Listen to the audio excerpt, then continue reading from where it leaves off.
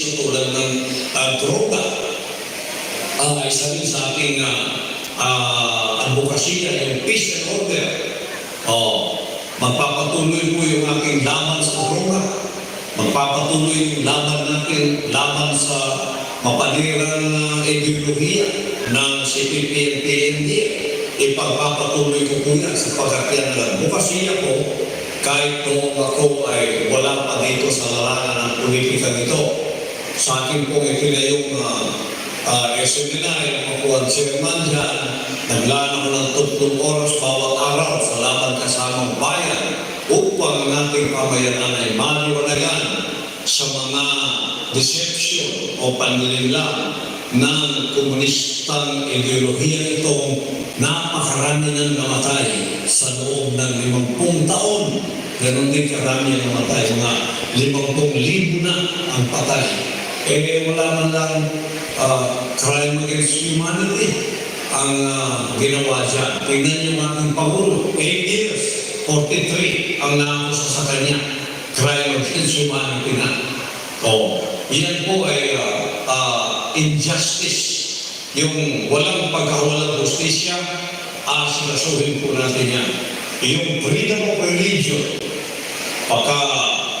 tututukan ko po yan. Yung separation of church and state, ayusin natin yan.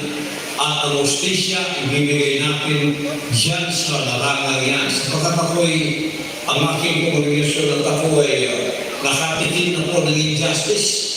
Biro ninyo, nilapastanan ang aming compound, nilapastanan ng bahay sa bahay. Wala naman silang matuwid na katuwiran upang pumasok at lapastanan ng mga banal na datong tulad nito. Kaya paglalaban ko ang religious freedom, puprotektahan ko ang lahat ng mga religiyon basta't pagkilala sa Diyos at mayroong kabahayan sa religiyon. Ipagtatanggol ko anuman ang inyong religiyon ay hindi pwedeng gawin na ginawa sa Kingdom of Jesus Christ na paglapastanan, pag-abuso ng gobyerno o ng pamahalaan. Isa po yan sa mga drive natin. Ngayon, ako po ay bukasi rin ng kalinisan ng kapaligiran. Ilulunsan ko ang Greening and Beautification Project.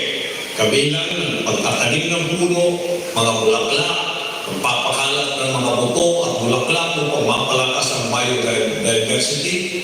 Sasagawa ko ang National Cleanliness Drive na mag-i-empleo sa mga walang trabahong Pilipino upang panatilihin ang kalinisan sa buong bansa.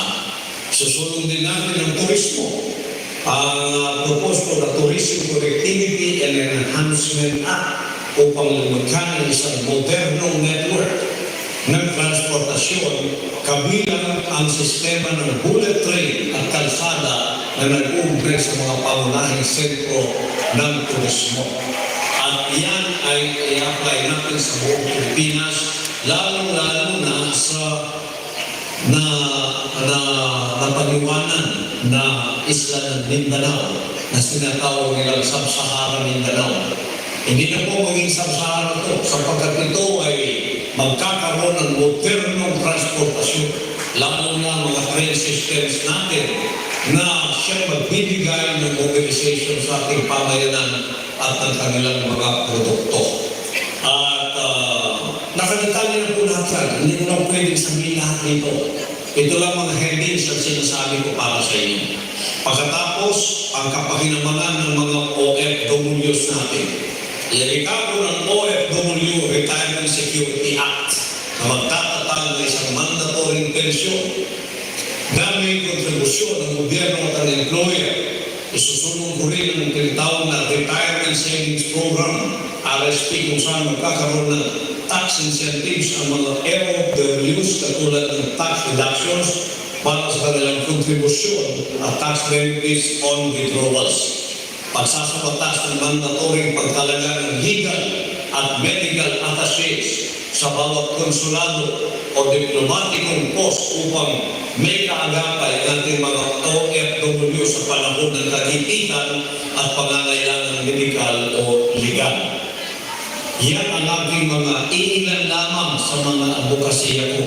Sa akin po ang pagkakulong dito, mga 70 na po